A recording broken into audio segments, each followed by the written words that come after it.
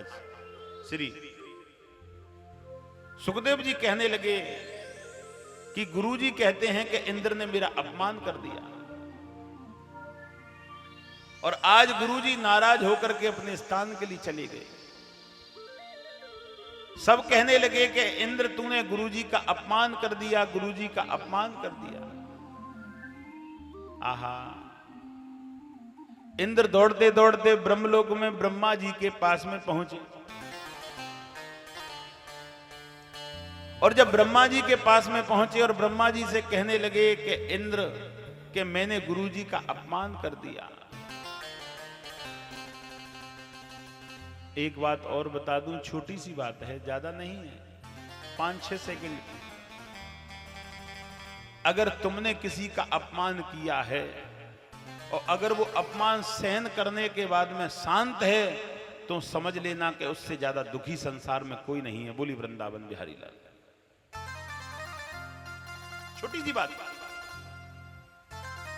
जिसका तुमने अपमान किया है और फिर भी वो शांत है, उसकी आत्माओं की बद्धियाओं को आप सहन नहीं कर सकते। भैया आज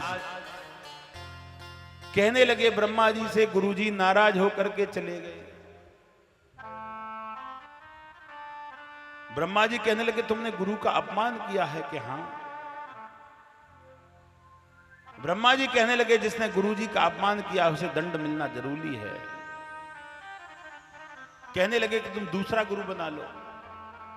भागवत शास्त्र के अनुसार गुरु एक ही होता है, गुरु दूसरा नहीं बना सकता। लेकिन इंद्र को दंड देना है, कहीं दूसरा गुरु बना लो। दूसरा गुरु किसको बनाए? तुष्टा को। इंद्र दौड़ते दौड़ते पहुंचे और विश्वरूप को अपना गुरु बना लिया। एक बात और बताना चाहता हूं, ध्यान से सुनना सब लोग। गुरु दीक्षा के बाद में साल के अंदर एक बार गुरु के हाथों से यज्ञ होना चाहिए अपने निवास स्थान पर। बोली वृंदावन बिहारी लाल। इंद्र सोचने लगे मुझे गुरुजी के हाथों से थोड़ा हवन कराना चाहिए। अच्छा, यज्ञ करने से मिलता क्या है? एक बात और मैं बता दूं, यज्ञ करने से क्या क्या मिलता है। यज्ञ करने से सबसे पहले शरीर की पवित्रता होती है। यज्ञ करने से आदमी निरोगी होता है। यज्ञ करने से व्यक्ति की बुद्धि तीव्र होती है। यज्ञ करने से घर से भूत बासा समाप्त हो जाती है। यज्ञ करने से घर का कलह समाप्त हो जाता है और यज्ञ करने से घर में शांति उत्पन्न होती है। बोली वृंदावन बिहारी लाल। एक सरल उपाय बता दूं, 6 महीने में 250 रुपए का खर्चा और सब कुछ मिल जाएगा। गुरु दीक्षा किस किस ने ली है? गुरु मंत्र किसके कान में? हाथ उठा के हमें बताइए, नीचे कर लीजिए। जिन्होंने गुरु दीक्षा ले ली है वो 1 महीने के अंदर एक बार गुरुजी के मंत्र के द्वारा आप अपने घर में छोटा सा हवन किया करें। और 1 महीने में खर्चा कितना है पता है?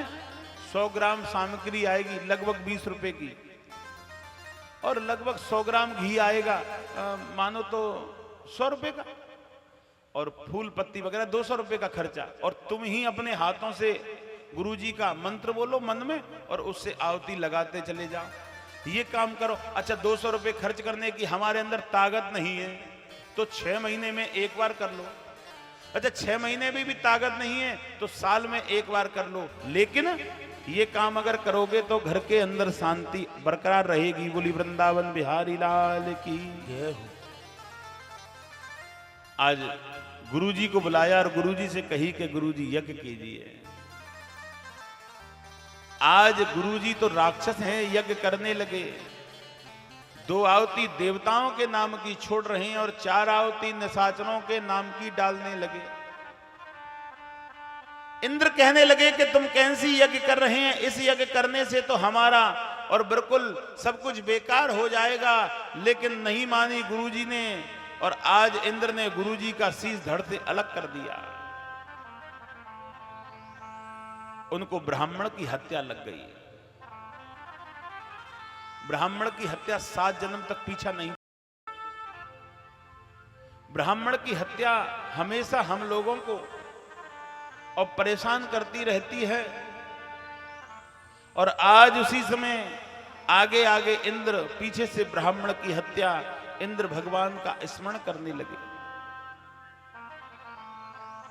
इंद्र भगवान का नाम लेने लगे कि हे प्रभु हमें बचाइए, हे प्रभु हमें बचाइए। आहा, भगवान प्रकट हो गए और प्रकट होकर के कहने लगे हमें ब्राह्मण की हत्या का उपाय करना चाहिए। तो ब्राह्मण की हत्या का उपाय कर दिया।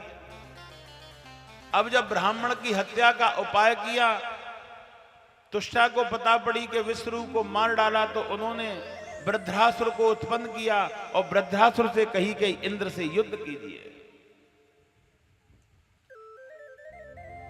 आप इंद्र से युद्ध कीजिए। आज उसी समय इंद्र से युद्ध करने के लिए जब पहुंचे,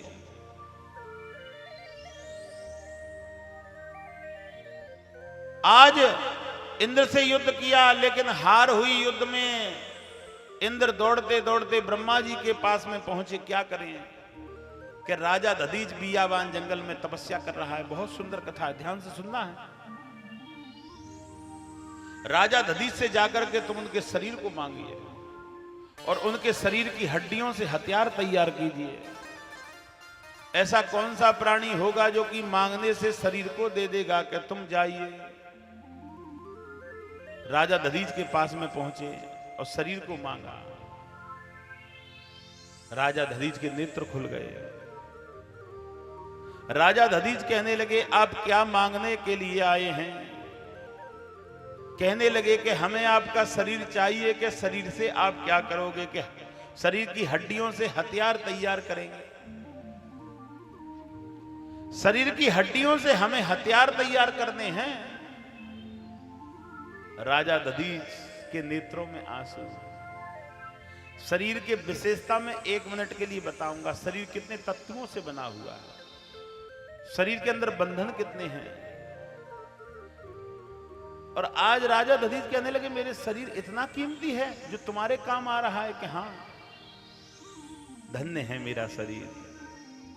मर जाते तो मिट्टी में मिलता, दूसरे प्राणी के काम आ रहा है। गोस्वामी जी ने लिख दिया है कि छित जन पावक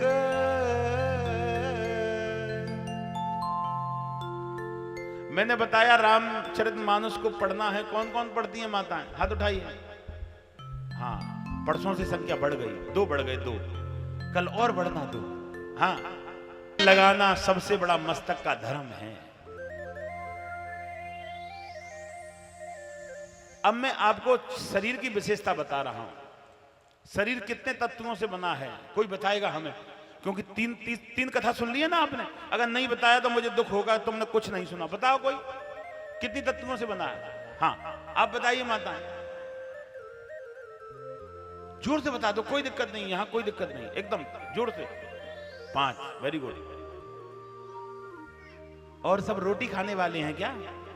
हैं? रोटी ज्यादा मत खाया करो, भूल जाते। शरीर 5 तत्वों से बना हुआ है। अच्छा, शरीर 5 तत्वों से बना हुआ, शरीर में टांके बंधन कितने लगे हुए हैं? सपोज करो हम 5 मीटर कपड़ा लेके आए और टेलर से कहा कि इसमें से हमारे लिए कुर्ता बना दो। अब टेलर ने कितने टांके लगाए, जब तो बना कुर्ता। यहां काज लगाया, यहां टांका, यहां सिलाई। ये शरीर एक वस्त्र है, 5 तत्वों से बना हुआ। इसमें टांके बंधन कितने लगे हुए हैं? बताया था मैंने पिछली किताब में, तुम भूल गई हैं? भूला मत करो। शरीर 5 तत्वों से बना हुआ, इसमें टांके बंधन है 1600। 1600 टांकों से बंधा हुआ शरीर है ये। तभी तो कहीं किडनी फिट कर दी, कहीं लीवर फिट कर दिया, कहीं दिल फिट कर दिया, कहीं आंखें फिट कर दी, कहीं जीभ फिट कर दी, कहीं दांत फिट कर दिया, कहीं हड्डी फिट कर दी, कहीं जोड़ फिट कर दिया। अच्छा, बनाने वाले के लिए कितनी तारीफ है। चलती फिरती मशीन बना दी।